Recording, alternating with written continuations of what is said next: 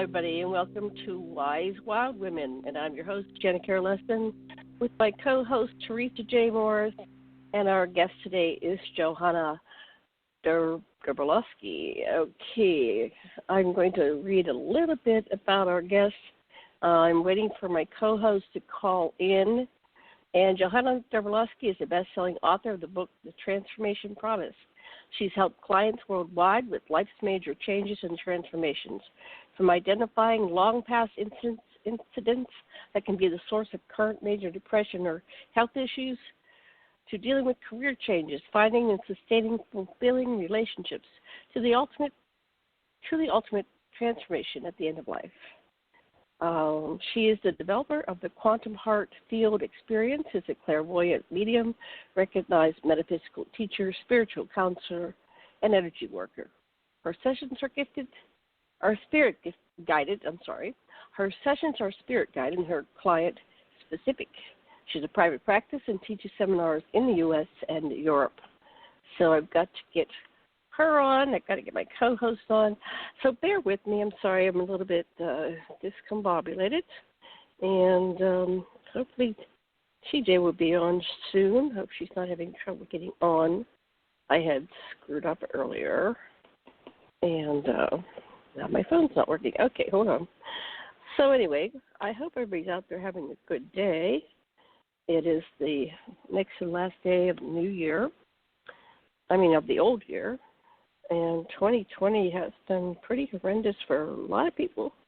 And some of them are not joining us in 2021. They have gone over to the other side. Okay, now here I've got a phone. I can call Johanna. And one moment. I cannot type and talk at the same time. There, I did pretty good. Okay. Oh, there she is. Okay. Hi. Hi, Johanna. It's Janet. Had a little screw up with the board, but thanks for getting on. So welcome back to the show. This is an episode of Wise Wild Women, and I'm waiting for Theresa J Morri to come on. So how are you doing today? Good. How are you? Oh, we're doing pretty good here. And I live in Maui, Hawaii, and Theresa is in Gulf Breeze. And what part of the world do you hail from? California. California. Which part? Yeah. North or south or middle? Which one? Los Angeles. I'm in Los Angeles. Yeah. Yeah. Yeah, my sister-in-law lives there too. So you guys are locked down now or something? Yeah, like semi-lockdown. Semi-lockdown. Yeah. Not like the first time around where everything was closed. We can still go to the beach and walk and stuff. Oh, that's good. That's good. So how about you tell our listeners about yourself, and I'm going to go see if I can get Theresa on. She might be having trouble getting into the show. So go ahead and tell our listeners, who are you? How did you get into this? Go back to your childhood and kind of tell us a little bit about what shaped you into being the person you are today. And I'll try to get TJ on. Okay, go ahead. Thanks. Okay. Well, my name is Johanna Derbolowsky, and I'm originally from Germany. I grew up in Germany in a somewhat metaphysical family, and my childhood was pretty much in nature. I lived way away from towns, and so it was a big time for questioning and trying to understand the world. So I started on this metaphysical path as a child, or I was born into it. And as a teenager, I decided that I wanted to be like everybody else and not think about things. And I tried that for many years and came back to the metaphysical path as an adult because it would always show up again. I was always interested in healing. I've met incredible healers as a child, and I have seen miracles all the time. And so it fascinated me to see how do miracles happen and what makes a miracle happen and why do some people get them and others don't. And that sent me on a path to discover. So what did you, I think here's Theresa. So what did you, when you asked that question, why do some people get miracles and others don't, what kind of response did you get either from yourself or higher self, or higher guidance? What happens if some people don't get their miracles and other people do? Well, I think everybody gets their miracle of what they need, first of all, and everybody has different needs and a different path. So we often want something, but that may not be the best thing for us or may not be what is supposed to happen to us to guide us to our ultimate home, back to our spirit. So I think it's things always like that happen. When they're in to tune paraphrase with what you. you're saying, it's for the highest good for the person. So if they didn't get what they're asking for, then that was not for their benefit. Right. And okay, it's just a drama here. It's really a good play or a good story that we live out. Mhm. And it needs its duality. It needs its up and down. And a lot of times when we encounter, rough patches in our life story, that brings us back to our spirit. So, if it's really hard, it brings us to our knees. And sometimes we need that. Yeah, life can be a humbling experience. I've been there, yes. Let me pause you right there in your story just for a moment to bring on Theresa to see if her mic is working. So hold on one second. Theresa J Morri, are you there? Yes, ma'am. Can you hear us? Yes, ma'am. Can you hear me? I can. Yes. These southern people say ma'am all the time. I'm from the north, and it always catches me back. I go, where's the ma'am at? There's no ma'am in this house. Who is she? Oh, me. She's calling us ma'ams. We don't do that in the north. I didn't know it was just a southern thing, but it's military as well. We have to say yes, ma'am, no, sir, yes, sir. But, yes, it's proper upbringing, morals, and all that stuff. But hi, Johanna. Is it Johanna with an H or Johanna? Yeah. Johanna. With an H. Hi, Theresa. Hi. I'm so glad to hear your voice. There's something about you that made me, like we talked to one of the shows, I've lost track, but I know that I do feel like I know you. And we discussed how interesting people's paths cross. So very interesting that our paths sort of cross for whatever reason. But there's another girl, Susan may come on. She called me a friend of Bruce's. But I just thought I'd let Janet know in case she calls in from Florida. Oh, okay. I'll look for her. She looks lower Florida. But I told her it was women's show tonight, folks. So Janet, Johanna, and me just thought we'd show up tonight. And I don't even know what the topics are going to be. But, Johanna, I've missed your voice. Just so you know, me and Janet talk every day, y'all. So I missed your voice. I was having Johanna tell us her story because this is a different audience than the one before. Okay. And so we were just starting at the, I guess, are you still in Germany in the story so far? You haven't moved from Germany yet, or have you? What brought you to the United States? I skipped that part. I came here first as a college exchange student, and then I went back to Germany, and then I moved here. But I started on the East Coast. Oh, okay. And then I also worked in the film business, so I moved to Los Angeles. What better place to be for that, right? Yeah, right. So when you went to college, what were you studying? I left it. What were you studying in college? Broadcasting, television, and radio production. Oh, wonderful. So when you went to Hollywood, did you get a job there, and what were you doing? Yeah, I worked mostly on PBS documentaries because that was a little bit more interesting for me. I love the science learning. There's always something interesting to learn when you work on science shows. So any that we might know, what documentaries did you work on? Oh, I worked on the space age and the astronomers. It was all a while back. Yeah, that would have been great. Yeah, I worked on a few novas.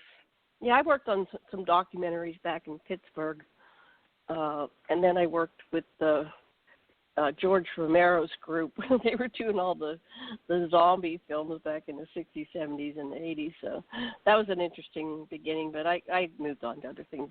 I don't really like monsters, so I don't like the horror genre. Some people do, but it wasn't my cup of tea, but I really enjoyed, I don't know if this happened for you, and now, Theresa, you've been in films or television, but when I saw the special effects going on, then later I couldn't enjoy, like for about a year or so, I couldn't watch a movie without seeing what's going on behind the scenes. It was like I was trapped in knowing, oh, that's how they do that, and that's how they do that. It kind of broke the illusion of Hollywood for me to see.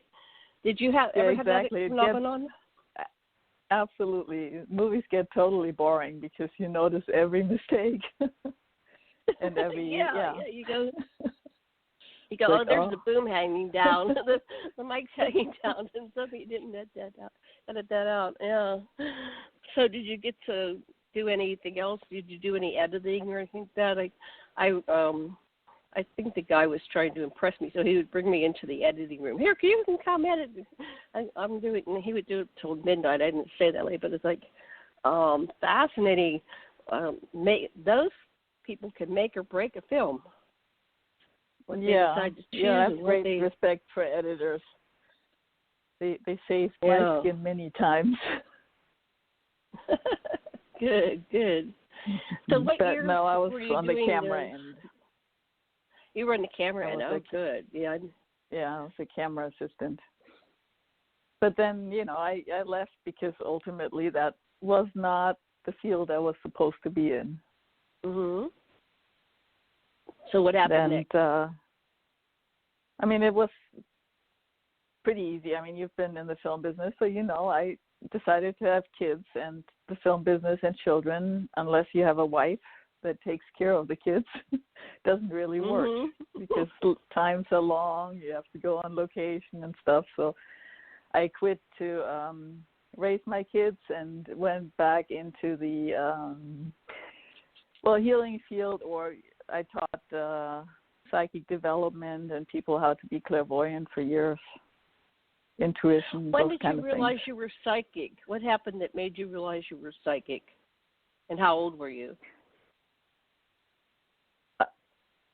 I don't know. I think it's always sort of been there, but I truly enjoyed the 60s when everybody was doing drugs and they were all seeing weird things and I could just blend in. Yeah. Because I really, I thought I didn't want to be weird. As a kid, I definitely didn't want to be weird. I think sort of hide it.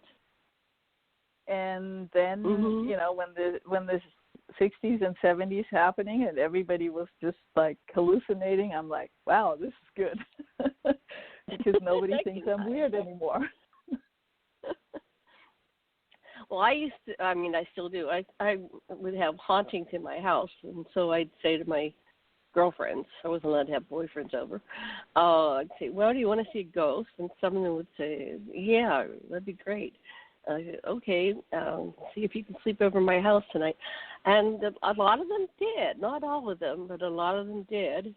And one of my best friends, Patty, she said that she was able to have a conversation with the ghost, and she believed it was either my grandmother or my great-grandmother, because they both died in the house where I grew up in. So, and I didn't get to meet either of them, so I didn't really know what they were like. So I was fascinated. Oh, and then one time we were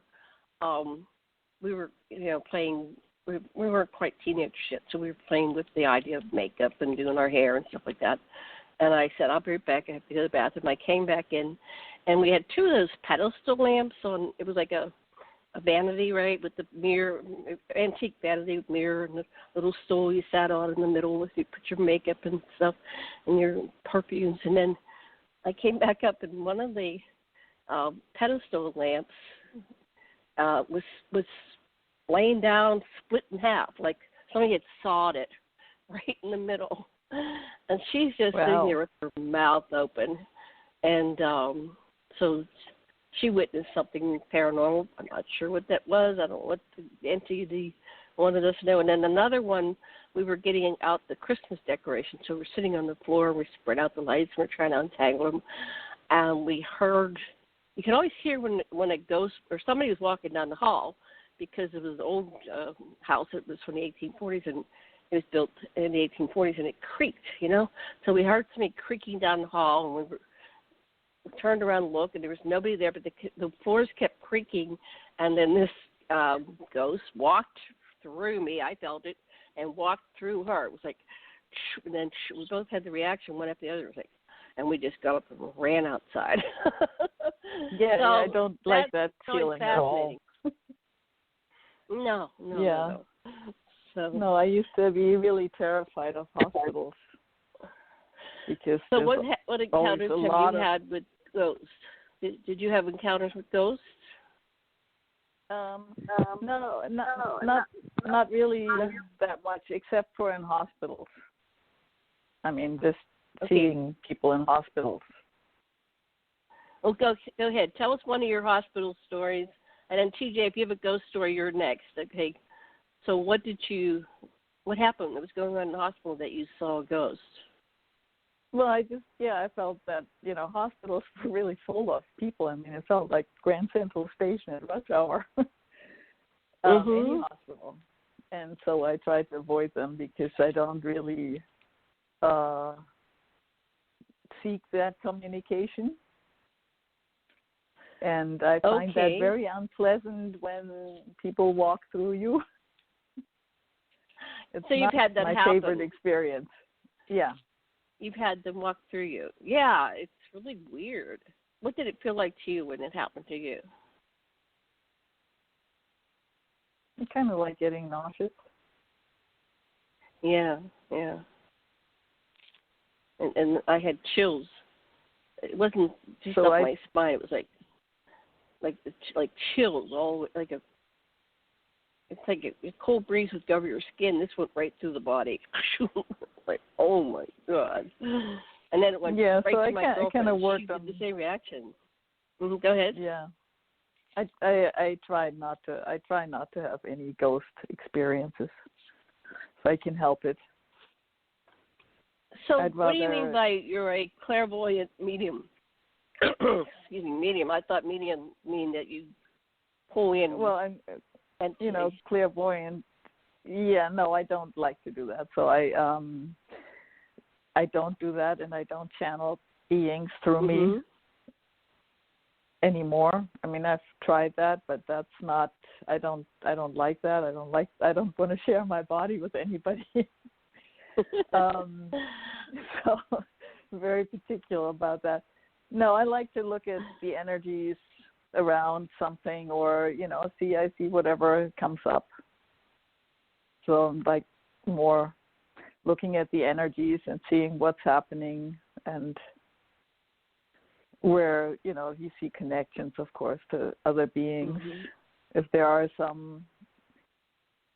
But to me, it's more important what's useful to the person right now. So if I have a client that comes, for a reading or something like that, if I tell them that their grandmother is there and loves them, it's not that useful unless they're ended on a really bad note, in which case that'll show up. So that's not really the kind of thing that I like to do, because I refer them to other people that I really love doing that. To me, it's more looking at what is actually really useful to them right now in their energy, and what can they do to change or clear it or add to it. So do you have to be with somebody physically, or can you do this on the internet? I only work over the phone. I only work so over this the is phone a phone because, session. yeah, because we're people and we're judgmental. Even if we try not to ever be judgmental, we are still judgmental. And so if somebody calls me up and they see me, and they immediately see me as a human being with limited capabilities. Mm-hmm. Because that's what we do when we see a person. Okay, looks just like me. So already there is a lower level of what they will accept because of that initial judgment. And from my side too, I see that person and I immediately have also not just my clairvoyant eyes on them, but also my mind eyes that says like, oh, this person looks such and such, which is the natural thing that we do.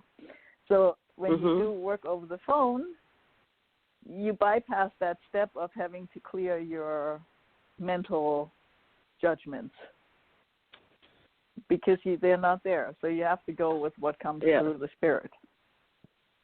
So that makes sense. Yeah. So then when you're reading somebody through the phone, how does the information start coming to you? Who starts? Do you start? Do they start? Do you ask them questions to get their voice, or how do you begin? Well, I usually start saying hello, like on a normal phone conversation. Right. But then after that, I ask them if they have any specific issues that they like to just put into the space. So if they have a specific question or something that they're working on, I allow that to be in that space. And then clear myself and whatever shows up. I tend to be more visual, so I see more pictures. Sometimes I hear things, but mostly things come to me in pictures. So how do you see pictures? Are you like flashing through the universe and through time and space and through the past? No, they just show up. They just show up. There's just a picture that'll show up. I connect with their spirit and I ask their spirit for the information that's useful to them right now. And whatever shows up, I go with. So you'll get pictures. My cat will come over and go, meh, and she'll show me a picture like, I want to go see, my husband. And I go, okay. And then I walk over and she goes to the door and she directs me like, this is the way, because there's 3 ways to get back there. It's like, oh, no, you have to go this way. So it's like she sends pictures and I get them, right? So I never thought you could do that, but, an animal can send you pictures.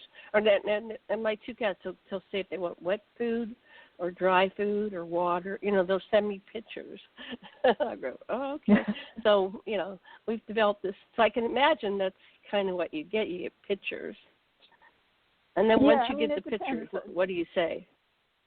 Either that a lot of times those pictures mean absolutely nothing to me, so then I'll just describe them to the person. And I have to say a lot of times it means more to them than I could possibly figure out from that picture. Or if the picture means something to me and I can interpret it right away, I will tell them what my feeling is about that picture, what that says. But I do also think that the picture comes from them. So if I really don't understand the picture, of course I try to wipe that screen clear a few times, but sometimes it's very persistent and comes right back. Then I will and usually it's very surprising how meaningful it is to the client. That's fascinating. So you'll go through these pictures and then you get the story of, does that answer the questions most of the times that they pose or the issue? Yeah, it usually relates to the issue, and if I don't get anything, I'll tell them I don't get anything. And I, can't do it because obviously either I'm not the right person for them, or it's not the right time, or I'm also able to say, it's not like I have a client, I have to do this now. It's like if you go to the doctor and the doctor goes like, well, I can't help you today with that. I just don't know. So that happens too, of course. Well, that's good. I mean, when it's working, when it's not, yeah. How do you, let's see, it says that you identify long past incidents which can be the source of current major depression or health issues. How does that work? Well, then we go into the more healing work. So I coach people through doing healing works on themselves. And, well, when we're stuck, we're usually stuck because of something that happened at some point, this life, some other life. So you want to get to that to figure out what's blocking that. So if somebody has an issue, you can maybe see like, okay, so there's a wall, but then you go like, well, where did that wall come from? And right. you follow it back, or what needs to happen, or I will just pose the question, what has to happen for that wall to crumble? And I will, whatever shows up then. And I guess for some people, those walls came from other incidences. We get, I think there's 3 major areas in life that people would ask about. Either it's health, or it's relationship, or it's finances. Those are like the 3 major issues of life. And probably those 3 issues have been with us from day one and probably from past lives. So I would say those are the main things that people ask about. It has something to do, and if somebody carries like a big old wound about relationships and now asks like, I want to be in a relationship and I don't know why it's not working, something will probably show up that'll guide back to what closed the doors, or what makes them repel the relationship that they seek. I want to bring on TJ. Do you want to bring a topic or ask Johanna questions, add to the conversation? Yeah, I just tried to call Susan and ask her to come on and told her another psychic was on. I think she'd really enjoy the show. Johanna, we have a lot of people out there with, a lot. I wanted to get you back doing some readings with me, so we'll have to set that up after the first of the year. But I really liked that you trained people.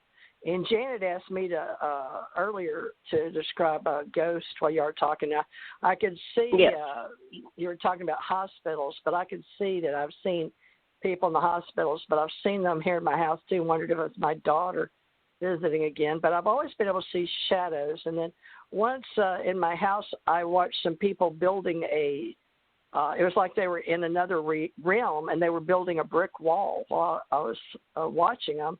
And they were working, and I wondered, how could I see in this other dimension? And that was my kids were real little, so but that's really good.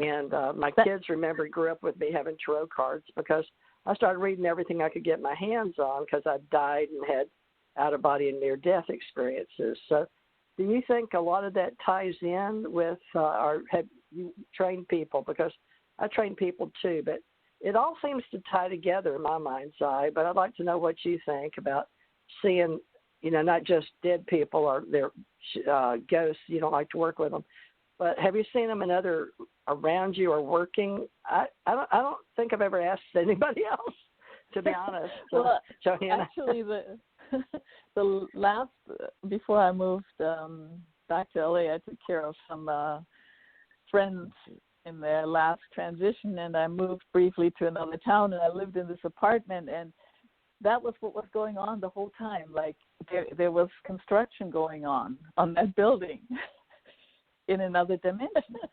Oh, really? Oh, my crazy. gosh. Are you serious? Who would ever No, think? I'm serious. What? And I didn't really tell anybody about that, and people would come in through the windows and go out and talk about the walls and stuff. It was really bizarre. Oh my God, we got a similar story, and folks, you can't make this stuff up. Are you serious? I mean, I've never talked to anybody else that just wonder if other people could see, because I didn't know how to describe it. I'd put my hand out, but it didn't. It was like watching, folks, it was like watching a sort of a dark TV screen that's there, but it's not there. It's like, how's that work? So I never did figure it out, but I was in my kids were little, so I was probably 25, 26, that was amazing. Yeah, so what'd you do with that part? Well, it was just a few years ago, and I didn't really tell anybody about that, but some people came to visit me, and they spent the night, and the guy, in the morning, he was all grumpy, and I said, well, did you not sleep well in my new place? And he said, no, I was up all night. There was construction going on in this house all over the place. And oh, my gosh. And that I is said, so oh, wow. weird. And he was like, young as a friend of my kids. And I asked him, I said, you saw the construction? I just thought only I could see the construction. Because he was he did not describe himself as being anything even interested in this. But wow. He said yes, he said I could see everything, but it didn't seem to be this particular house. So I think the construction, that's how I felt too, was on a different house that must have been there before.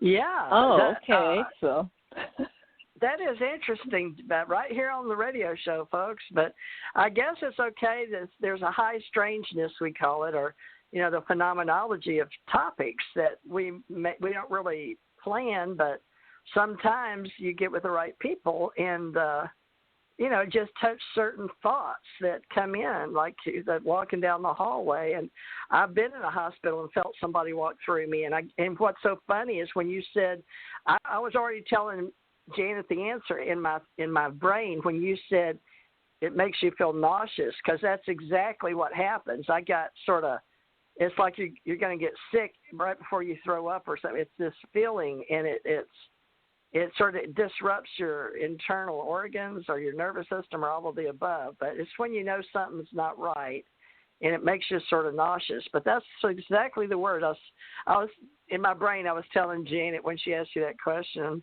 how it make you feel? I said, it makes you feel nauseous. And you said it. I went, oh, my God, we're on the same wavelength. It's true. Yeah, and I did, I had some, personal messages that people had me deliver after they passed away. But I don't really like to do that because I don't know how they receive it, and I feel kind of strange. And that was in the movie Ghost. Stay away from ghosts. Yeah, that was in the movie Ghost with Whoopi Goldberg. But I think whoever wrote that script, Janet could look it up probably, but that movie Ghost with I knew Patrick Swayze personally. Yeah, I knew him personally. I never met Whoopi Goldberg, but I did meet Patrick Swayze. So when he got that part, I was amazed because he was a dancer, if you know who Patrick Swayze was. But that's one of the all-time favorite movies. I love the movie. Oh, I cried like a baby. Aw. I really? I used to references when I was teaching the clairvoyant. I said, you just got to see this movie to just sort of open yourself up to some possibilities.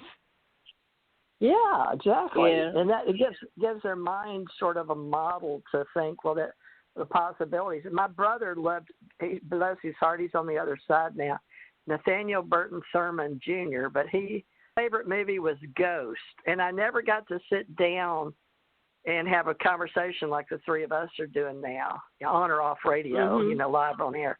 I wished I had, though, folks, So one thing I can say about, us doing shows is it's very opening to the heart and mind, soul and body and stuff like that, and other people will hear us and not feel so bad if they've experienced, because I feel better now knowing that other people can see other realms and talk about it live. Well, yeah, I kind of prefer sort of higher, more inspirational realms than construction sites, I have to tell you. Yeah, exactly. There must have been a reason. That is interesting. Did you investigate that any further? Did you see what the place was like that was there before? No, I just tried to establish some boundaries. Yeah. I just wanted my nights to sleep and be by myself and not lay in the middle of a construction site. So how did that happen? Did it work? Yeah. And so what do you do to establish boundaries? How do you do that? Well, if we're having bleed through from ghosts and other dimensions, how do you establish boundaries? Tell them that I'm off limits. Just like that. They're like, okay, I'm off limits. Yeah, I had a problem when my neighbor. Well, he ended up crossing a river, and he wrecked his car, flipped over, and he had 2 women in the car with him, and they both died. And so he kept coming to my house, he would sit on the foot of the bed.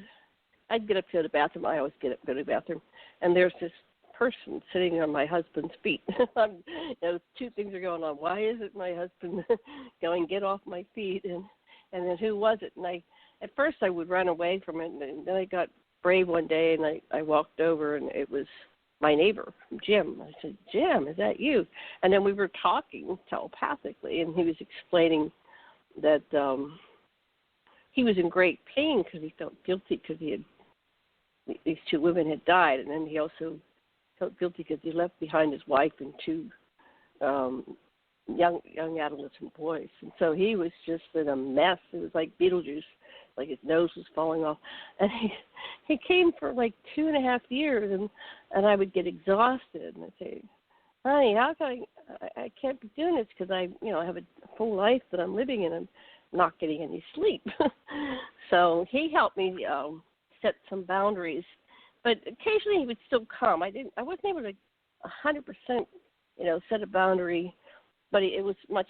I guess he respected me and said, I'm not going to bother her too much. But he finally left. I could feel he left the house.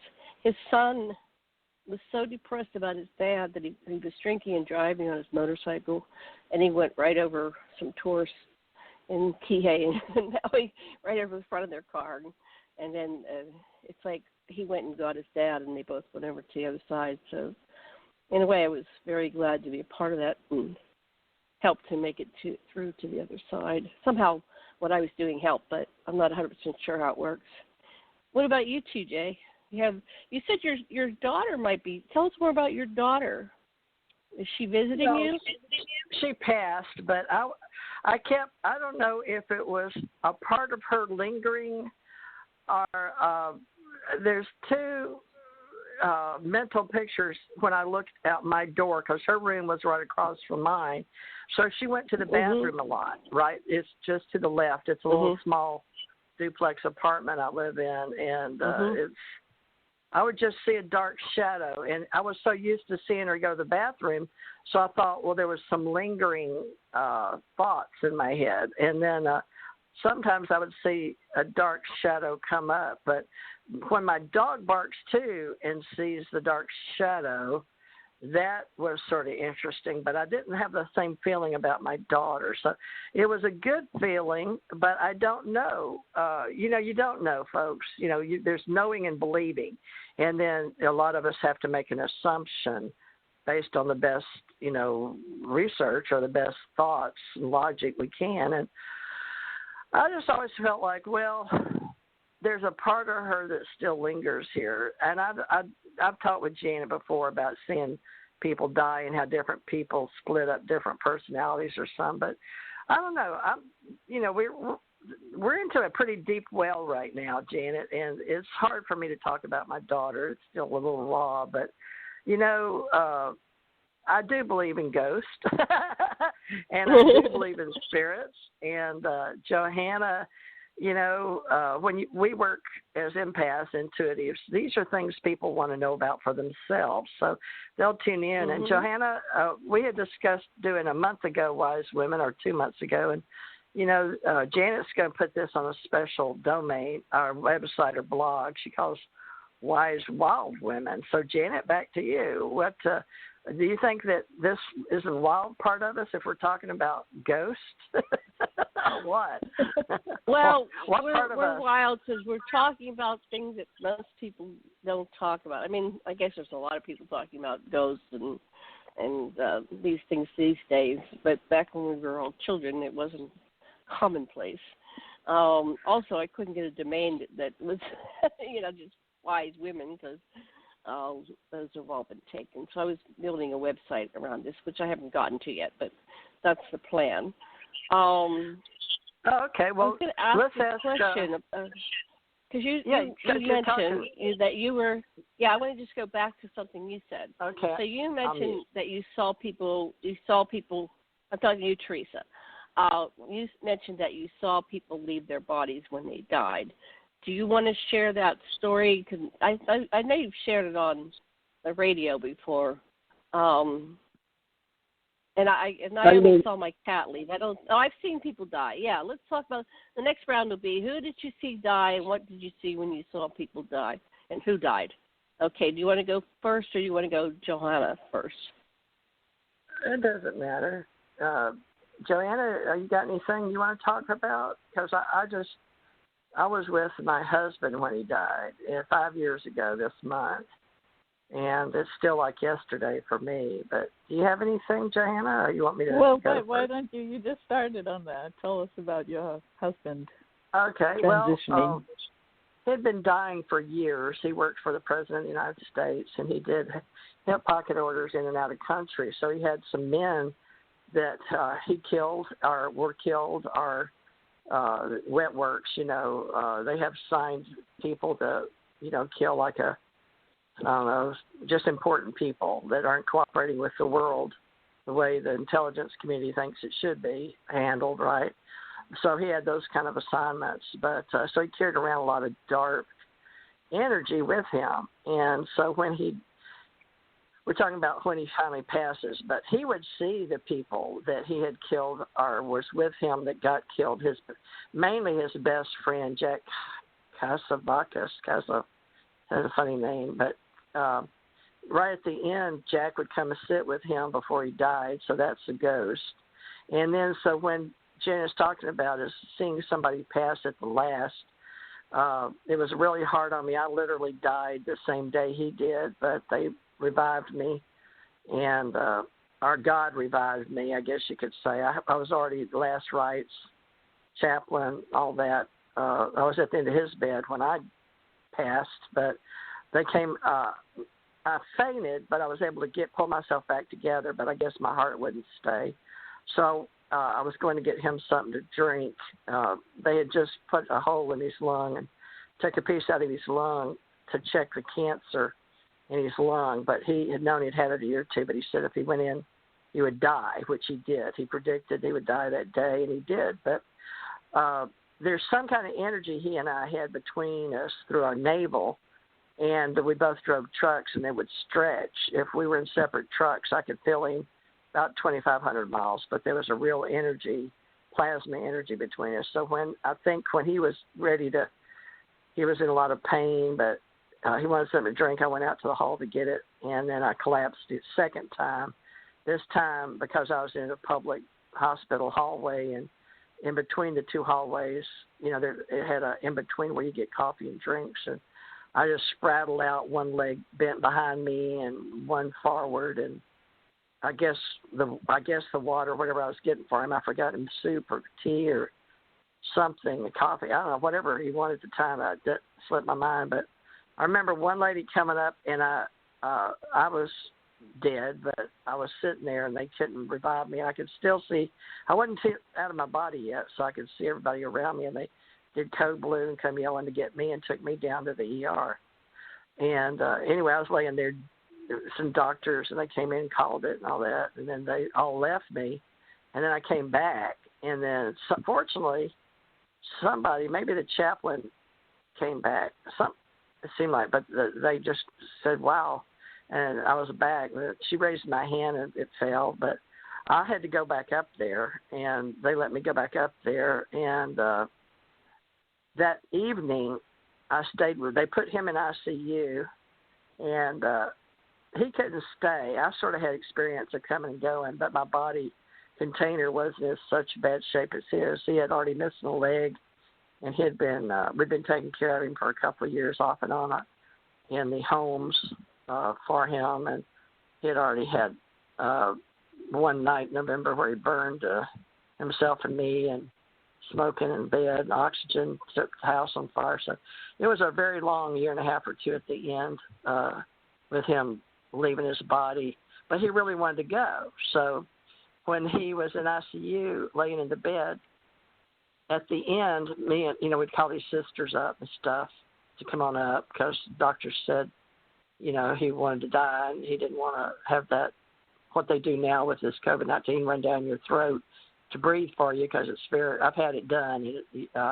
It's terrible. I don't recommend it to anybody, but that thing they breathe for you and down your throat. The respirator. Yeah, he didn't want that. The respirator. So, and he has DNR, right? Do not resuscitate. Yeah. Yeah, exactly. DNR. Wait, you're still dead. How did you get alive again? Wait, you kind of. I'm stuck back where you were dead. So. Well, they left. How did you get back alive? They left me in the ER. I talked to God. I don't know who puts you back in your body, but they didn't ever take me out. They left me there with, I call it fisheye, when you can see through your eye, but you're not out of body, because I do it a lot. But I had died. I died a couple of times. Remember, Jan, I've died several times. But I call it fisheye is when you go behind your eye, but you don't go into your brain. As a little kid, I've been into my brain and got stuck there. I was hostage there. So I don't ever want to get stuck back in my brain tissue again, the consciousness of the intelligence. But I was fisheye, meaning the cones, I dropped into my cones, but I could see out my lens, my eyes. So it's like looking through your own TV. So I saw the lady come back that was the chaplain, and I said something, can I go now? And she went, oh, my God, she's alive. She's alive. And so they called them back in, 3 or 4 guys at the end of the. And I said, well, what happened to me? He said, I don't know. He said, well, I do know, but people don't usually come back and live to tell about it. I was like, oh, you mean dying? I said, oh, yeah, I do that all the time. Don't worry about it. I said, well, I got to get back up, but I could hardly talk, because usually if you go really without oxygen, it's hard to pump it back, because it makes you real weak, like if you've ever came close to fainting when you die, at least like on your own. But I don't know. I think it was the shock. They gave some fancy name. I'm sure it's in the hospital file if I want to look it up. But they just Tom told hasn't me, died yet. You died. Now, how long were you down there? How much time were you out? I thought it was just a minute. I thought it was just a minute, but Tom said it was like 4 hours. So I thought it was just a minute. Oh, so he's up there dying, and you're gone, and he's like, where is she? She can't die. Exactly. I'm dying. Yeah. So then go ahead. You're back up there.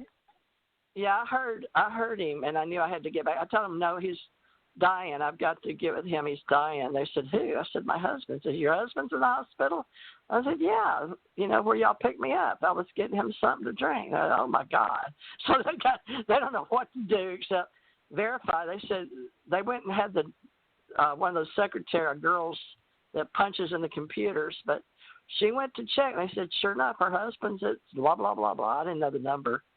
But they just asked his name. They said, yeah, he's on 519. So they said, you shouldn't be we should admit you. They wanted to admit me in the hospital, do tests on me and stuff. I was like, no. I've got to get up there. He's dying. My husband's leaving. I've got to go up there. I do this all the time. Don't worry about me. So they were like, they just look like at each other like, are you kidding me? Her husband's really up there. So then they talked about it and figured maybe she's just having a reaction because she knows her husband's dying, was sort of I don't know, because I wasn't really listening very good. When you're like that, your hearing either gets really good or really bad. I've noticed when I've done this before, but mine got really bad because usually it gets really good, when you get really close to dying, but this time it got really bad because all I could, my conscious was with him. It's like a psychic. My psychic soul was not all in my body. It was a lot upstairs with him. So I could feel him and hear him, and he was asking where I was. So they said, well, if you feel like it, or whatever. But I just got up and went. They had to take out I think they'd run an IV or something, but it was too late. But, they pulled that out. But they let me go back up. So I just walked back upstairs. I didn't know if I wanted a wheelchair. And I was like, no. So I walked back up, and that's when we brought the nurses. He was getting bad off by then, and I was saying, well, what are y'all doing? And they gave him some fluid bags because, he was a diabetic, and they didn't know what was on it. He was saying, no, don't worry, Theresa, I'm dying, and I don't want this. And I said, well, have you got anything you want to say or anything? He said, yeah, I didn't hit Cheney. And I was like, oh, okay. I said, why would you say that? He says, I don't know. I was just mad at him, but I didn't really hit him. But I did have a conversation with Reagan about Cheney. So I was like, okay. So that was all they did. And then they said, well, we got to get him somewhere like ICU. I said, well, where's that? They said, that's downstairs. So we put him, gurney, the bed, you just click it up, and we rolled him downstairs. Yeah. And he says, I'm dying. I'm going to die. And I went, oh. He had a real bad pain because that hole in his lung had burst. We didn't know what was wrong with him, and they wouldn't. I said, can't you give him anything? The lady in ICU didn't have any orders or nothing. Usually when you're really in pain and you need something, there's nobody to give it to you. So his doctor wasn't there. It was around 6. He'd already gone for the day.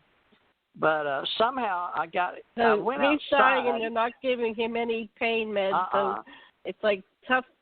He's just you're on your own. You're going to die in pain. You're going to die on your own. Yeah. Yeah, it's terrible with the DNR because do not resuscitate. Same thing with Gigi. But so it's just laying there. And so at the end, when I see him get up, the doctor came in and they said, we got one more procedure we can cut and put in through his leg, but this will be the last attempt. And he asked me about it. I said, it's up to him.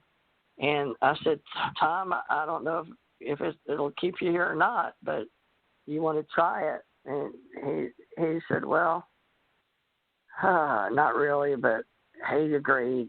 It's because they told him, well, it may bring you back around. So they put a cut in his right leg, and where the thin part is between your leg and your upper, they go in right there at the crease where you know what I'm talking about, right? Where your leg's the skinniest. The groin. And so they put some medicine in him, and it pushed his heart up. He sat up straight up in the bed, and he said, I can't breathe.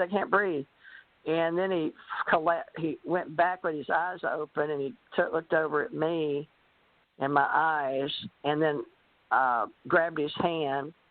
And the doctor said, he's dying. And the nurses were going to grab the resuscitation. They were yelling, and 2 other nurses yelled, no, he doesn't want that. He wants to die. He's got a DNR. I remember upstairs, and one nurse looked at me in my eyes and gritted her teeth because she knew he wanted to die because she'd known him from being in there a few times. And he wanted to die. He'd wanted to die before. He wanted to leave this planet. And I'd made a pact with him, the 20 years, and he could leave. That's what he came back to the planet for. That's a whole other show, isn't it, Janet? But anyway, I looked at him, and he split up. Part of him became a baby, Johanna, and he looked at me like a baby, a brand new, and he had his little fist up around his mouth. And so I knew then a part of him went over to the nursery to be reborn. And then a part of him was looking up in the corner.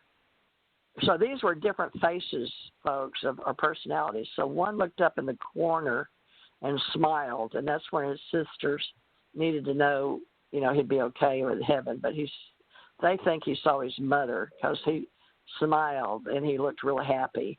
And then another part of him got up, and the darker shadow got up and walked out the window. Part of him, and his sister was standing over there at one time, but she wasn't there now. But he walked right where she had been standing, which I thought, damn, was that Faye? And I looked again. I was like, no, Faye's not standing there, because she'd run out because he was dying and ran everybody out. So I went, well, who was that? So it was him. Janet Richard Knight's calling right now. No, I'm on the phone.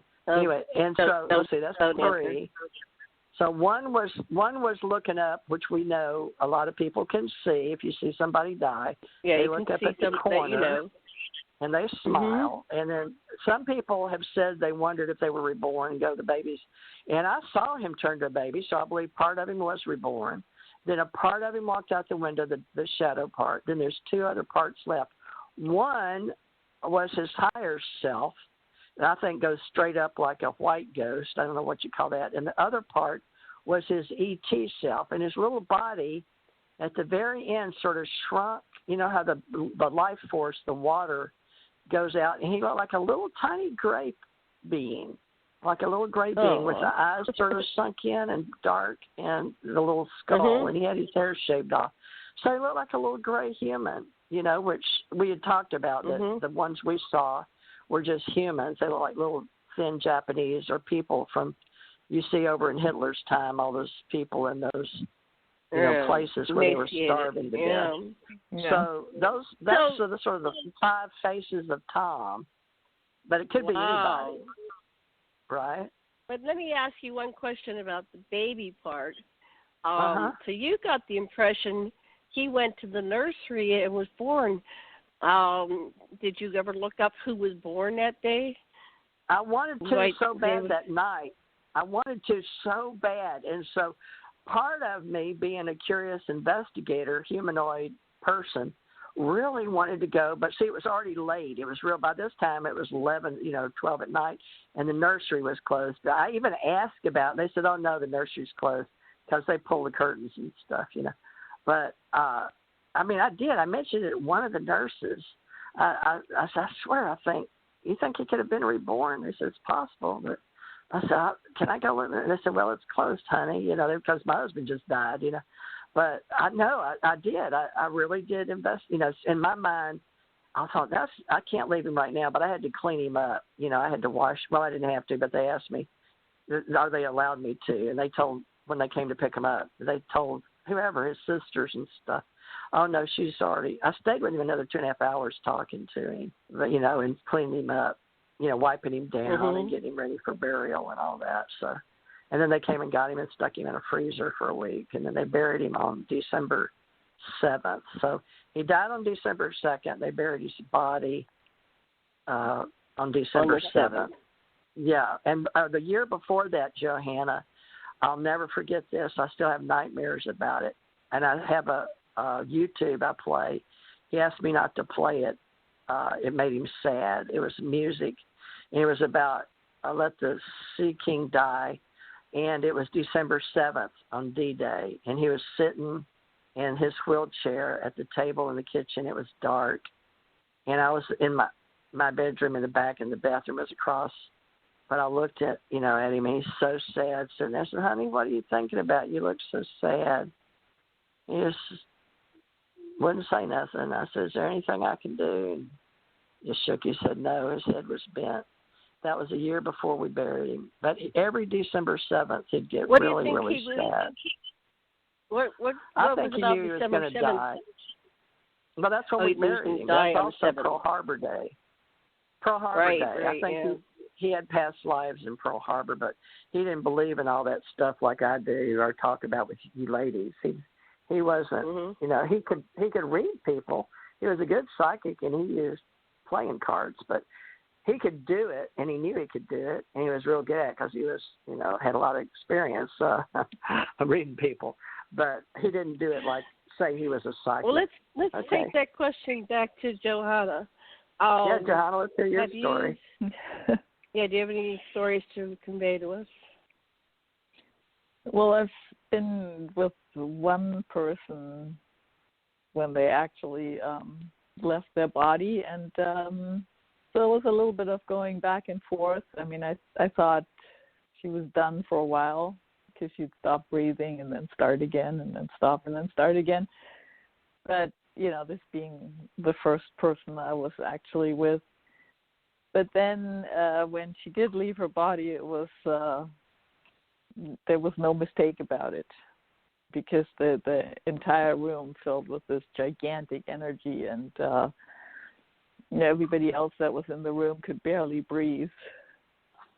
And what some other people described, this one other person that was there was like getting an injection of something into your body, because they were vibrating so that you could see it, and then that just sort of dissipated out the door. But I sat with somebody till shortly before he died, and he wouldn't talk anymore, and he was very, very, very skinny, just bones and skins, and to me, like anatomically, that was really almost interesting looking, where you could really see the bones, what they look like if there's no more muscles around it. And I would sit with him and try to communicate psychically with him as to what he would like in terms of music or anything. And when I met him already, he wasn't talking to people anymore. So I didn't expect him to talk, and so he would sit and he would turn to me and grab my hand, and then all of a sudden he would let go of my hand, he would turn around, and he would speak to the other side of the room. And I know there were people there already waiting for him. Mm-hmm. And then he turned around and he was unable to speak again, and he would grab my hand again. So this went on for a few hours, and then I had to leave. And after I got home, I went to bed, and then I woke up and I saw him, in my vision, get out of his bed and walk down this corridor in the hospital. And you know how the hospital gowns have that open slit in the back? Mm-hmm. So through that slit, I could see as he got out of bed, it was just that really very skinny person. And as he was walking down the hallway, his body filled in again to be, like 30 years old and in complete health. And he just walked out the door. And then a moment later, the nurse called me and said that he had just died. And I said, yeah, I know. So that's all I'm leaving. I had that same experience with my dad. I wasn't there personally, but he stopped by on his way to say goodbye, and then within minutes, his wife called me, and I said, yeah, I know. He came by and said goodbye. So it was all, everything was kind of a nice experience. I haven't had any bad experiences. As a child, I was close with my grandmother, and if I was home alone, I got really scared, and I would call her on phone calls at that time. Long distance were not cheap, but I figured my parents deserved that phone bill for leaving me home alone at night. So I would call her up, and we would talk, and she would talk to me until I fell asleep. And then when she was dying, she was in the hospital, and I went to see her. And there was a moment that we were alone, and I said to her, I said, I don't think this is okay. You can't be dying, because what am I going to do if they leave me home alone? So, of course, I wasn't that concerned about her. I was concerned about what am I going to do, which is mostly what we do when we lose somebody. We're wondering, like, hey, you're leaving this hole for me here. And she just looked at me and she said, she said, that's no problem at all. She said, if I don't have this body, I can just come by. We don't even need the telephone. So you just call me and I'll be right there. And she died a few hours later. And it took a while, like 6 months or so, and there was the situation again where I was home alone and I was scared. And I sat, on my bed and I said, you promised. You promised to be here. Because I'm here now and I'm scared. And immediately felt like I was in this warm cloud and I wasn't afraid anymore. And I just fell asleep, like, immediately. So I carried that with me, that I knew, there was no real separation. And the way she described it was that it was going to be so much easier to be comforted than anything if you don't have the body to drag. Yeah. Can I add to that? Sure. Janet? Because I feel like it goes with what Johanna said. My grandma died. I was in the Navy, and I loved her so much. And she lost her leg to diabetes. That's when I knew, when my husband, I started crying when he showed me his toenail. I knew he was going to die. So I had a precognition knowing he was going to die, and he didn't understand. But it was because my grandmother had died for the same reason, with her leg cut off and diabetes. They both had diabetes, both got their leg cut off. But my grandmother, the night she died, I hadn't talked to her because I'd been in Great Lakes doing my military service, and then went to Hawaii, and we stayed on the Halikoa Hotel, and then we finally got our place. And I remember sitting up in my bed with my husband at the time. He was a Master Chief. But I woke up and I said, I've got to call my grandma.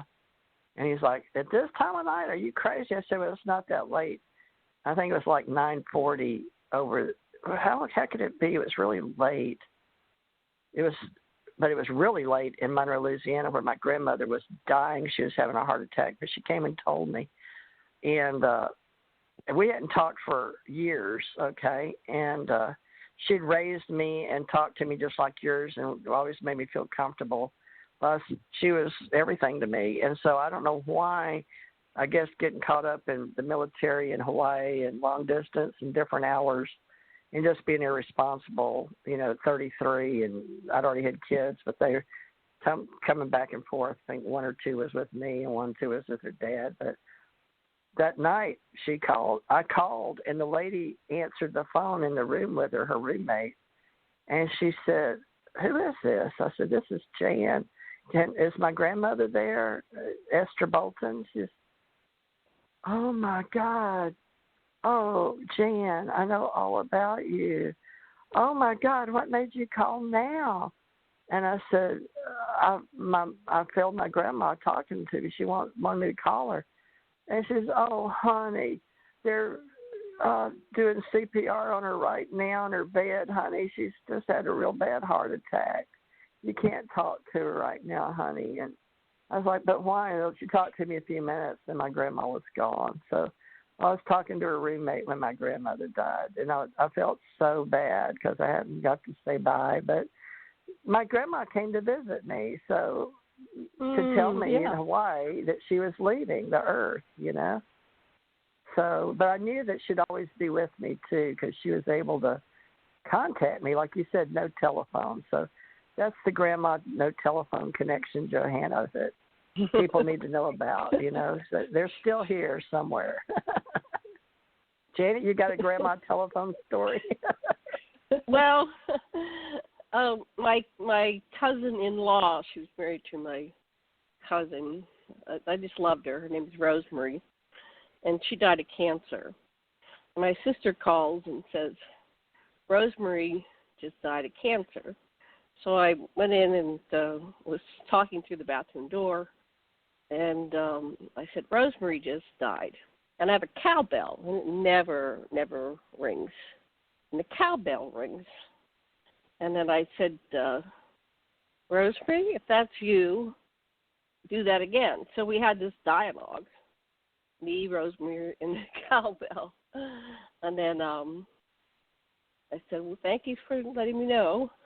Have a pleasant journey. And it didn't ring again. It never rings.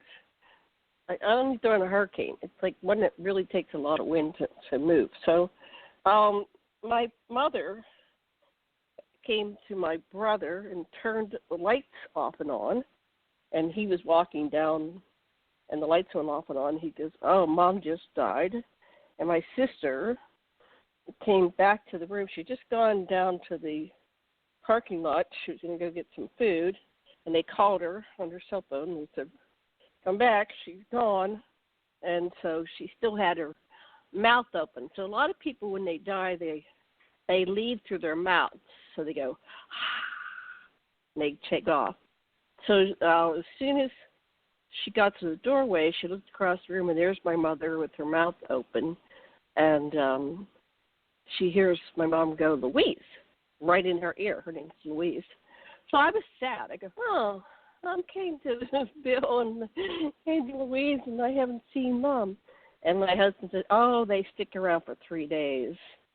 It's not time yet. She's still around here." So on the third day, I'm in Hawaii, right, Maui, and my family house is in Pennsylvania. So she comes and gets me, and we zoom across to the house that I grew up in. My sister had closed it because it's an 1840s farmhouse, two-story farmhouse, and it's pretty drafty.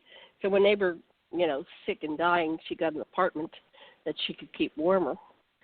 So we're going through the house, and the house was haunted. I mean, when I was a child, they were just everywhere. They were moving furniture up in the attic and turning the lights on and off and standing at my bed and knocking on the door. And my whole life was just haunted with, it's like, "Oh, please, enough." So she said, and there was a stairwell that was locked, and a lot of the ghosts would go in the stairwell, and she would tell me, "You're not allowed to open that stairwell." She was terrified of. She knew what was in there, right? And she just said, "Don't you open it." So she said, "Feel it. Look, they're gone." I go, "Yeah, the house is empty. What did you do?" She says, "Somehow I was holding them here. Now that I'm gone, they went too." So they all went over on the other side. She was the catalyst holding them. And so and then she said, "Well, you can't stay here long because, you're still living." And I just wanted to show you. So she grabbed me by the arm, and we hurried down the stairs, and I think went faster than I could walk because it was my spirit form, and down the hallway. And she said, "You have to go home." And she pushes me out the front door, and I go, shoot, all the way back to Maui, and I pop up in my bed, and I go, "Oh, wow." And I said, tell my husband, "Mom just came and got me, put me on a tour." So then the next, let's say, that was in Christmas of 99. So in 2000, I was on a tour, so we worked in New York. And then on the way to or from, I forget which one, I said I went to meet my family and see the house I grew up in. So when we walked in the door, my husband goes, "Wow, there's no entities here." He's very psychic too. So I took him back to the kitchen where the stairwell was, where all the entities were. Now the entire time when I was a child, nobody could open the stairwell. And every time, once in a while, you would walk by, and there's a skeleton key sticking out. But my mother had yelled at me so much about, "Don't touch it." I never dared to do it. And I had a psychic come one day, big, tall guy, like 6'5", and I didn't tell him anything about the house, but he made a beeline for the stairwell. He goes, "There's something in there." So that was the day Princess Diana died in 97, right? So he tried to open the door. And he said, "Nope, there's somebody on the other side. You could see a crack. It looked like you could open." He said, "No, there's somebody on the other side. They're holding it in. And there's nothing I can do." So then when I came back in 2000, and my sister wasn't living in the house. She just kept it, and it was closed up. The door was wide open. I had never seen the door to the stairwell open in my entire life. And I went, "Oh, my God, what happened?" So, yeah, when my mother left, somehow she was keeping that door closed. So, life is a mystery. I can't begin to explain it, but that's what happened. And then my dad came to me, too, same thing, 3 days after he died. And he was singing a song to me and playing guitar. So I was a little teenage hippie, and I always sang and played guitar. and he never sang or played any instruments, but he made this wonderful song that said, "I'm on my way, I'm on my way." It was something like that, and he was like, "Whoa, Dad!" And so I was glad I got to see them, but I haven't seen them. They don't come to visit. That's why I wondered if Tom came, because you were really close with Tom, if he's come to see you since then. Anyway, somebody else talk. Take the talking stick. Well, my dad came to visit. Or let's say he invited me to visit him. Like this was, he died, and I'm not very good with dates and everything. So he had died a while ago, and it wasn't on my mind. I was actually having a meeting at a cafe, and I started not feeling good, and I remember going to the bathroom and thinking like, wow, I'm really not feeling good. And I tried to make it back to the table, and then I guess I passed out. But the next thing I know, I was seeing my dad, and he was just talking very fast, and he told me that he had gotten certain things wrong, that he was wrong about some things, but he said, it's really wonderful. I'm having such a great time, and everything is, I think in his mind he was expecting that he had to, suffer somewhat in hell for whatever his life was like. And this place was not like it. It was all beautiful, and he was having a great time, and he was happier than I had ever known him. And he said, make sure that you tell people that this is really a happy place and how happy I am. And so next thing I know, I'm opening my eyes, and there's an ambulance there and paramedics. And I'm like, my first thought, you come back and you don't come back fully aware right away of this third dimension. And the elderly person that I had a meeting with was like, yeah, she needs to go to the hospital. And I couldn't say no, even though I wanted to, because I knew I was fine. So I'm in the ambulance, and I'm thinking, I have no health insurance, and this is going to cost a fortune.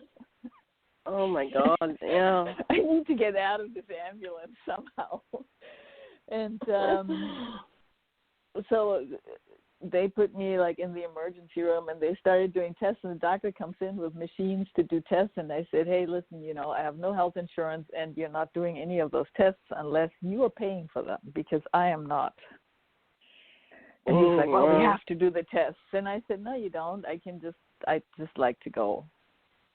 So I argued with the doctor a little bit, and he insisted, so we made a compromise on, half the tests. And then I said I left, and I promised him that I would go see my doctor, which I didn't have a doctor. So I left, and I got home, and I thought, well, I had to remember this. And I picked up the phone, and I called my dad's wife. She was not my mom.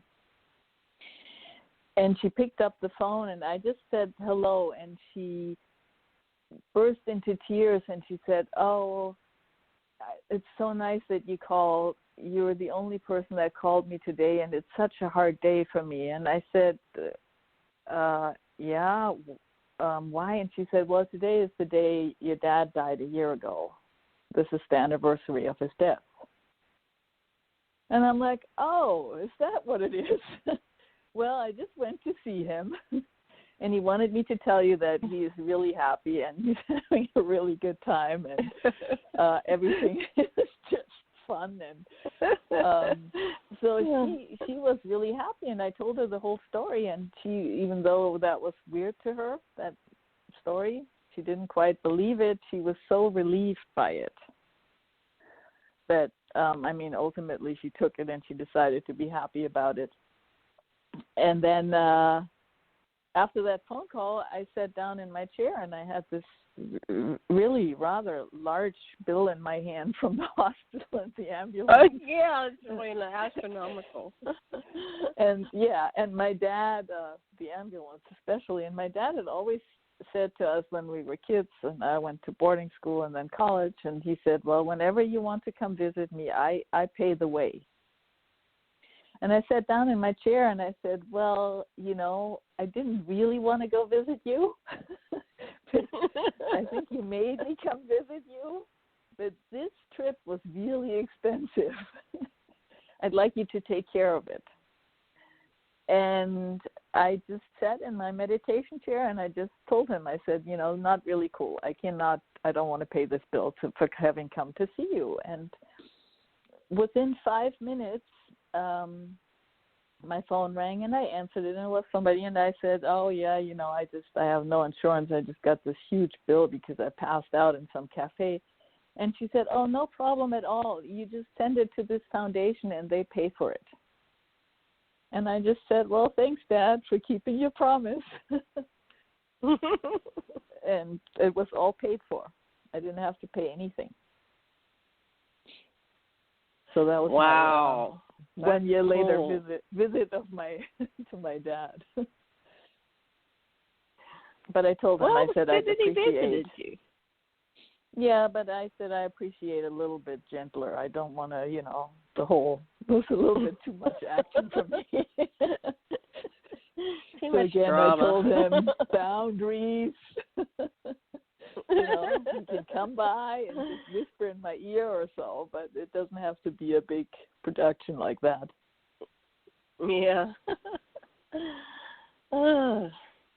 Let's do a time check here.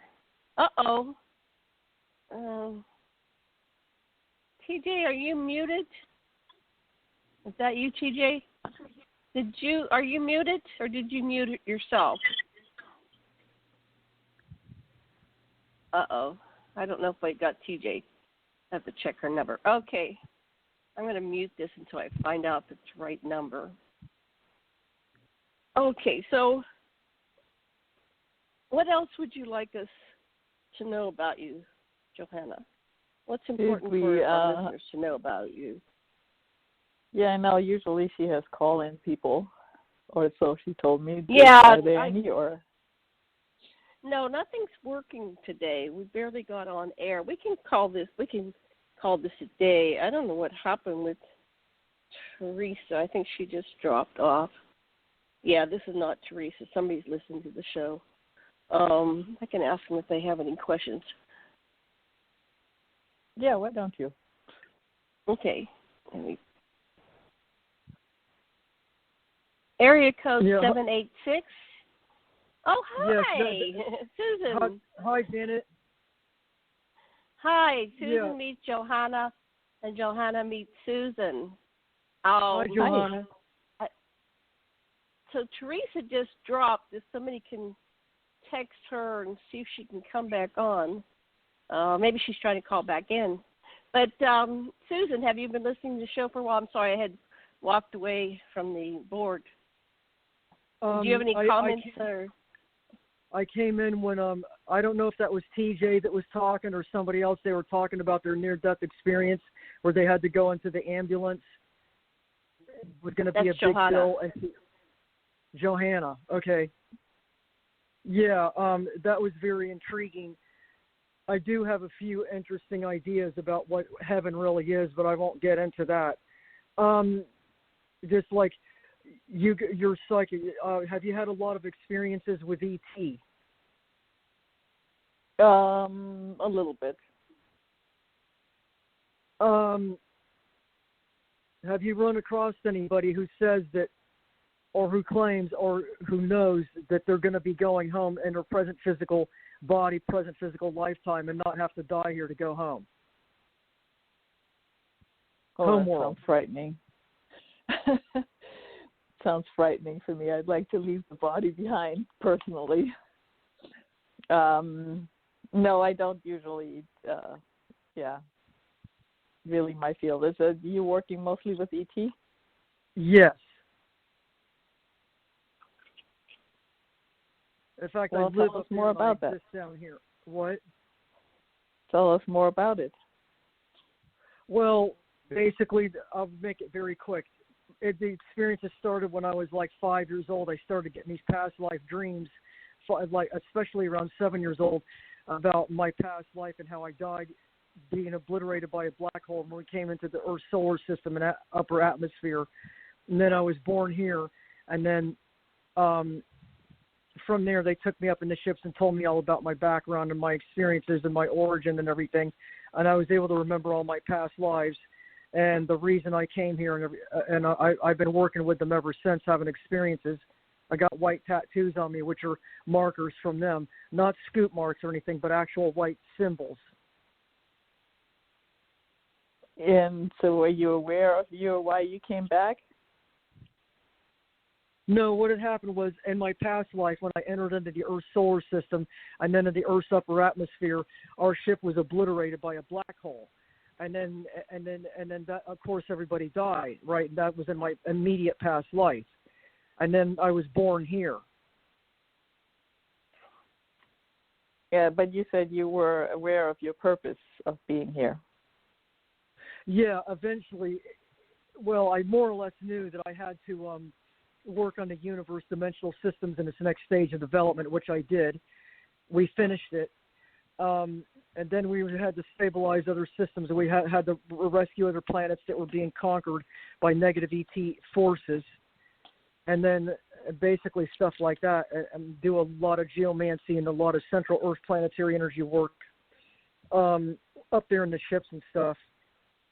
And they said they had to make the best of it because I didn't have a body up there in suspended animation, so they had to incarnate me into a suitable fetus that would have the biomatrix that would match the soul matrix. And so that's what they did. And what it did was it accelerated my ascension quicker. Instead of me going through 5 or 6 stages of to reach the golden light state of being, within a lifetime, I had to do it very quickly. Within like my first few years of life, which is like teens and early 20s. And then after that, in my 30s and 40s, I did a lot of scout missions, always remembering them as a form of a dream. I guess most experiencers do, where I awoke a lot of people to their true identity and reconnected them to their star families. And then, as a result, this New Age and Ascension movement and disclosures is a result of those people that are awake and working with their own kind. Mostly ET human hybrids and ET human incarnates. Anyway, star seeds. Anyways, then we also did a lot of reconnaissance in like Area 51 and stuff. It's very detailed. That's basically my story. I guess some people said I'm psychic. I don't know if I really am or not, but I try to use logic and reasoning, and I'm usually able to figure out something. And I usually end up being right. And everybody will argue with me, and I'll end up being right. And I go, haha, I told you so.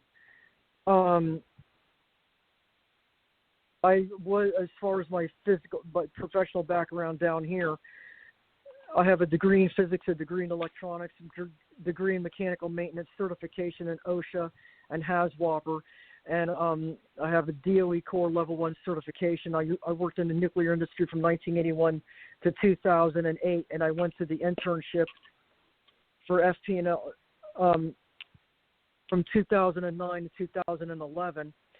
And it was when I made straight A's, the dean's list and everything. It was when I didn't get hired back on at FT&M that I was spinning. And I decided, well, I must be, I could have worked more than I did. And I think it's because of my connection up there that I'm not working as much as I should. On top of the fact that we're women, and I guess as women, we're supposed to perform in order to get certain positions instead of the positions being based on our credibility and our merit and our accomplishments. It's based on something else, which is pretty pathetic, even to this day. I guess the basic question, if I was going to have a psychic question, would be, is there any others on this planet from my people on the planet's surface? Will I ever meet them? And when am I going home? Am I going home, which I think I'm going home in my present physical form.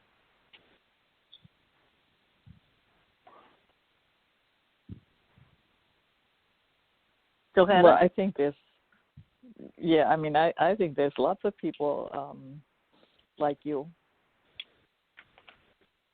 scattered about. Will I ever meet them, or probably not?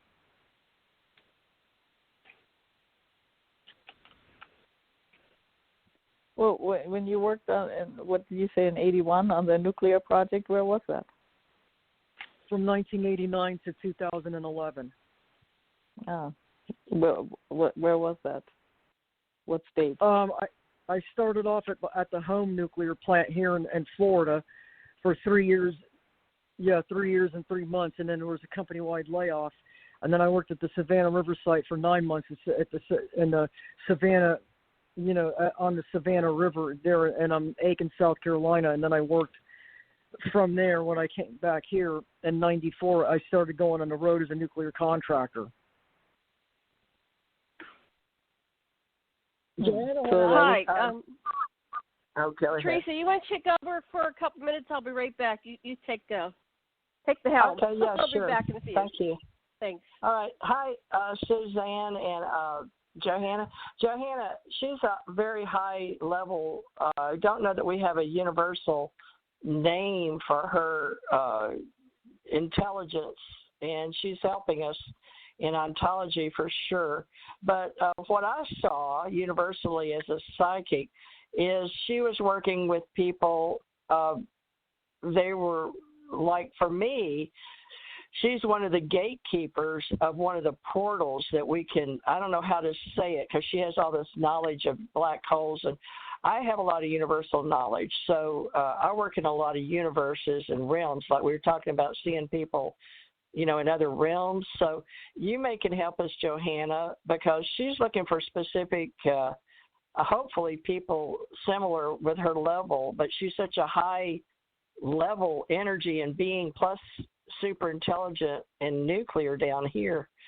I really feel like talking to Susan, and I've got the advantage because I've talked to her off radio. But Johanna, I sort of asked her to come on tonight to help us out. I see her she's working with some people that were on the other side of the sun in this reality. So Johanna, you and I haven't really had a chance to talk about my higher level, but I work in universal levels like she does. But in the Milky Way galaxy, I had seen her as one of the protectors of what we call, it used to be, they're called portals. But, this would jump from ghost stories to realms to, I don't know, Johanna, this is hard. This may be I don't know, you know what I'm saying? Susanna's really high level intelligence with a lot of knowledge of the universes and the brains and then the galaxies, and she works with a lot of people that talk different levels. Johanna, do you have any way to do that type of psychic work yourself, Johanna? Well, what I see about when you said about meeting somebody, I see you work mostly in the South of the United States. Yeah, that I live area, and I see that that's where I live. the circle for you to be is actually along the Canadian border, and I have no idea why I see that as a flip side to it. But that's the first thing that I saw when you asked about connection with other people here. Well, to be specific, I come from our Factanum universe, and I can tell you exactly how I figured that out. I was actually told that by my elders from the Factanum universe, because I have a symbol on a part of my body, okay, on an extremity of my body. I have a symbol. And for a long time, I never knew what that symbol meant, and I got it back in '82. When I was in Tully Trucks in New York, September 12th, 1982, I remember it exactly. And I remember the scene and everything. There was a lot of UFO activity up there at that time. And the symbol, I didn't know what it meant, but it was a very clear symbol. It's a small letter F laying on its side. Well, and with a square underneath it with a hook on the square. Okay, well, anyway, I never knew what that meant. Well, back in 2015, I had a dream or a scene where the elders from Refactanum Refactanum universe were on a colony ship, and it was just outside of the Aldebaran star system in Taurus, and they specifically told me, they said, come here a minute, and there are 3 elders, and they're like 6.5 to 7 foot tall, but they're not the tall whites, and they're not the tall grays either. And they specifically told me the symbol on your ankle means you're from Refactanum Refactanum universe. That's where you're from. That's your home universe, and that you're here to do dimensional work or something, which you've done. And they said, we'll tell you more about what the other symbols mean, but right now there's a lot of chaos and confusion right now, so we'll meet you a later time. Well, they left. And the reason was because I was playing with these 4 foot tall dimensional, they're like Kermlingians or something like that. And they do a lot of dimensional work, and they do dimensional hide and seek and tag, and I play dimensional games with them. It's a form of recreation that we do. And I don't know, for some reason they're very close to me, and they really enjoy my company. And I'm supposed to be one of the head leaders up there in the several councils. But just because we're really high up there doesn't mean we isolate ourselves from the common population. We interact with them. We're very proactive in our missions and wars and stuff. We don't isolate ourselves in a cubicle like the Washington, D.C. We're very proactive in every project that we do, energetically wise, supplying force and everything else, meaning energy force to enhance the other fleets and stuff. But anyway, later on, I was told what that symbol means. And then I looked up a spiritual group. There was like 4 spiritual signs on the spiritual website on YouTube, and I picked that symbol, and it means warrior. And I've been told several times by several different people that don't even know each other that I'm a warrior, that I'm a light warrior, and I do a lot of good.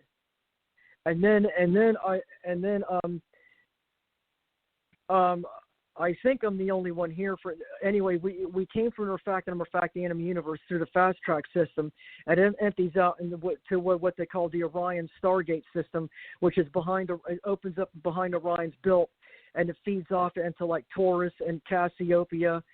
I know my astronomy. Yeah. I used to study the constellations. That's how I can name it.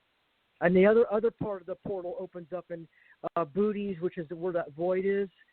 And also Hercules and Lyra and especially Cygnus, which Alpha Draconis portal is. I was told it was there by a person named Deborah Hellman. So anyway, we work all these dimensional systems. We set up fast track systems. We change navigational routes. And I fly any kind of ship that there is up there.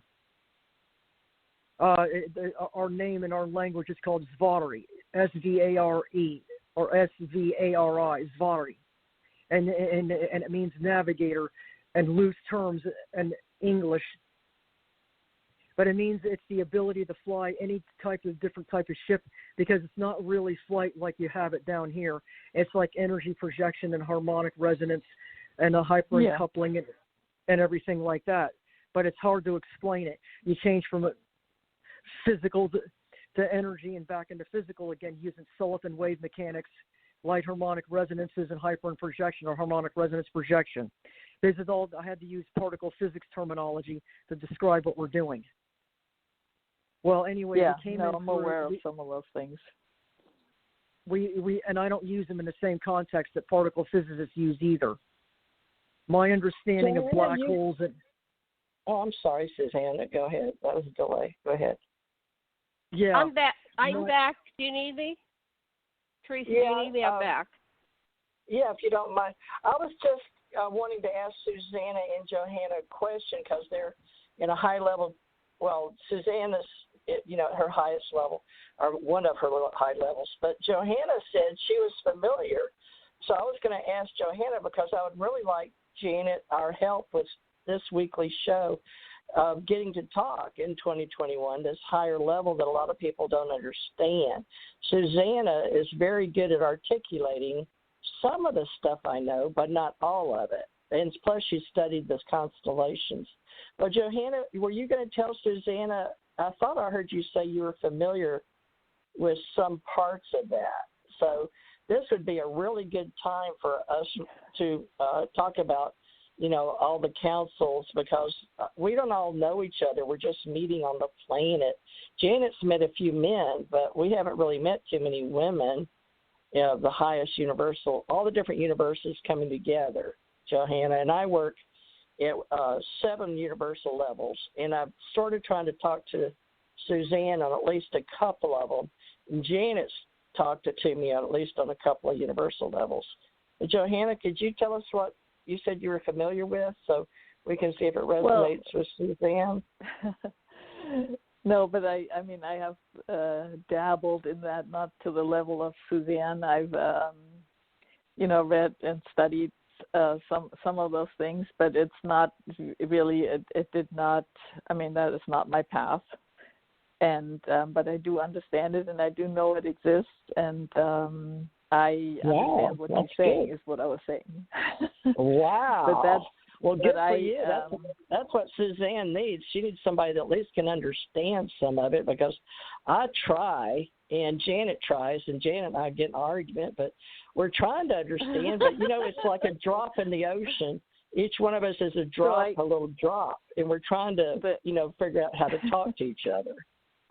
So the thing that I was Johanna. saying, because obviously she's looking for people like her, Susanna. Am I getting that right? Yeah, somebody I'm that looking you can for relate to? People that claim that are from Cygnus and remember their past lives in Cygnus, or Taurus and what is now the Crab Nebula that used to be called Budokan before it went supernova. Yeah, I think the person that I would recommend for you to get in contact with is Lisa Renee. Do you know her? No. She has a website, Energetic Synthesis. But she does a lot of kind of work that you do, and I think, looking for people that are more like-minded, that might be a really good person for you to get in touch with. Lisa Renee. I've heard that name. That resonates with me. Lisa Renee. I'll look it up. Okay, thank you, Jan. The website is Energetic Synthesis. Energetic Synthesis, okay. I've heard of that because somebody else was helping me at one time with ontology. Go ahead, I'll mute. And also, Susan, when you guys were talking, I got a vision that when you start speaking at conferences, and you will be speaking, that people are going to come up and they'll tell you about their connections too. And that's where you're going to meet your tribe. So what do I know? But I saw a clear vision of you speaking and people coming up and going, oh, same with me. Because yours is not one of the common planets or species that people mention. So, but, the theory is that lots of ambassadors and warriors and things are coming to the Earth because we're going through this high transformational process, like the Ascension process, and we need a lot of help. As you can see right now, we've got lots of disease and wars and rumors of wars and craziness going on here. So a lot of species are sending their ambassadors here to oversee the project and report back. But just because nobody's, reported on your part of the galaxy, first of all, I haven't covered everything, so maybe I missed it. But secondly, you could be the first from there, but you might find another one. They might have sent more. You made a request for backup, so to speak, so maybe they sent them. But if you keep putting it out there energetically, and then you move actively in that direction by doing things, I think you'll eventually pull them in. Okay, who wants the talking stick? What happens if for some reason I decide not to do any more public anything? Am I still going to meet them, or is this the risk I have to take in order to be able to connect and meet them? Well, you could meet them at the grocery store for all I know. I mean, I'm not in control of your destiny, what your intentions are. But and I get what I think she means. She wants to be able to help see it in her mind's eye, like psychics do. Suzanne, do you get your own visions when you are searching, or what are you? Maybe we should discuss that with you. Is everybody has psychic abilities, and yours is not only taking everything you know, but you're doing your best to incorporate it here on the planet. And engineers and people that need you to interpret what they don't know are the people that we need to somehow connect you with. And maybe that Lisa Renee, and you're definitely an energy worker, but you can put the humanoid engineering nuclear terms to what they're doing in space. I did that. I took Introduction to Engineering. I took electronics engineering technology, or electronics for short, at the college, and they got an AS degree in it with a 2.65 GPA. I took electronics at Robert Morgan, and I had a 4.5 GPA. I had a general 2.5 because all those liberal arts courses dragged down my grade point average. I had like a 2.5 in physics. And they wouldn't give me the physics degree with the title physics on it. They were every step of the way. Not only did I have to earn it, I had to fight for it. Average people, they can go to school, get their degree, go through the plan program, step by step, and they're guaranteed. Usually, they land a job or anything right at the end of when their graduation. Me, not only did I have to go to school and earn it, I also had to fight for it and file lawsuits and everything when I was denied employment. It's just rough. I worked for a government agency, and again, they deliberately fired me because I was on the blacklist because of my connection up there. You know how the deep state is, and I was labeled and blocked, and I filed and I was treated. It was another government agency, so I couldn't get a job there anymore. And that took over to doing the background checks for the nuclear industry, and I got barred out of my other profession, which I loved very much, because it's dealing with energy. The higher the energy, the more intense, the more exhilarated and a euphoric adrenaline rush I get. And the more other people... I can see you working... What? I can see you crossing over into our world, in the psychic spiritual world. We're recreating it. So maybe you're supposed to be one of the creators. You know how you held the grid, and then you know a lot of things that we're doing psychically. Are you following Elon Musk, that he believes that we're possibly in it's like a video game? Oh, I don't know if you're following that track. Yeah, so that's where that stupid cornball theory came from. Yeah, well, that explains it. Maybe creation is, creation is a game. No matter what solar system or galaxy we come from, I mean, we're still in creation. So I personally like to get out of the creation part, and back into just into the heart field. But there is that whole field of creation that. And science that is interesting, and it has a large tribe, and there is, I'm sure, other people like you also here. I'm sure of that, and I'm sure that you can find them too. But that's just a choice to make to hold the grids. But that's really not where I want to be or I'm going direction. But there are plenty of people, and I know a lot of people that work in that field. But it's necessary And I can tell you, I am, from what I remember in my past life and even in this life presently, I am a very highly evolved master energy creator being, which is why I'm on a very high position of counsel in the other universe. I'm not trying to brag. I'm not trying to be conceited or nothing. This is what I was told. This is what I was shown. Yeah, no. I mean, I believe you, and I think that's, perfect for you to do that. I know, and I'm glad there are people doing that kind of work, but I know that's not my kind of work. The point is, I can tell you firsthand from my experiences and the work I do up there, the universe, creation, and all of that is not a video game. It's not a holographic universe. It's not a recreation in our mind. It's not some damn video game or nothing. You take all that BS and throw it out the window because there's no such thing. I know firsthand what we work with. I know the devices that we use. I know the different energy field patterns that we use. I know the different wave and silicon wave and harmonic configurations that we use on our coupled spherical devices and everything. I know the different solar systems we create and everything. I know about dynamic equilibrium and balancing and everything. And it is not any holographic projection or holographic universe, and it is not a video game or the Matrix or anything like that. It's very real. We use the images.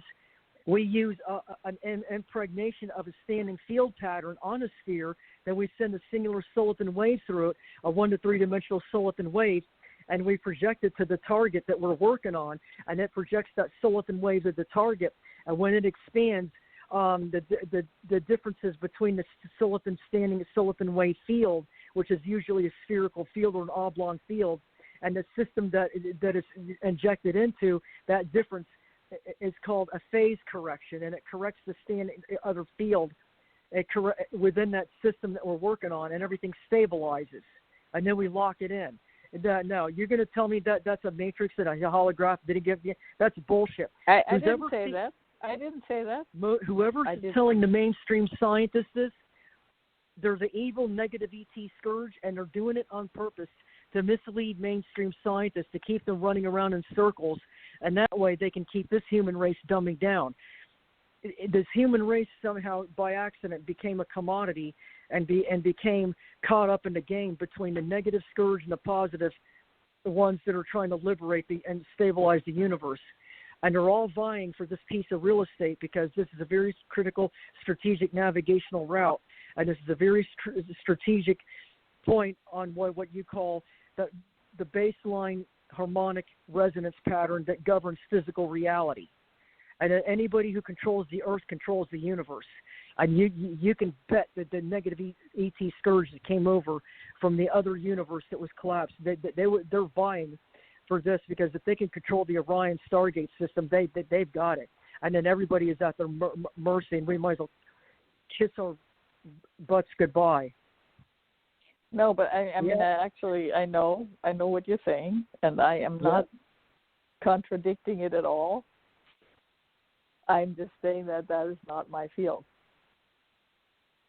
Yeah, I think I'm actually aware of what you're saying, and I'm aware of what you're saying, and also aware of the scientific aspects behind it. I know where the Orion gates are, but that's just not my field. That's all I'm saying. Well, I had to use scientific terms to describe what I'm doing. When I was younger and I went through all of this, I was going through my awakening process. There wasn't any support groups or talk groups or anything, and even if there was, it wouldn't do me any good. Yeah, so I had to figure all of this out on my own. Yeah, that's why I think you really like Lisa Renee. I think that's a really good person for you, and I you have a lot in common.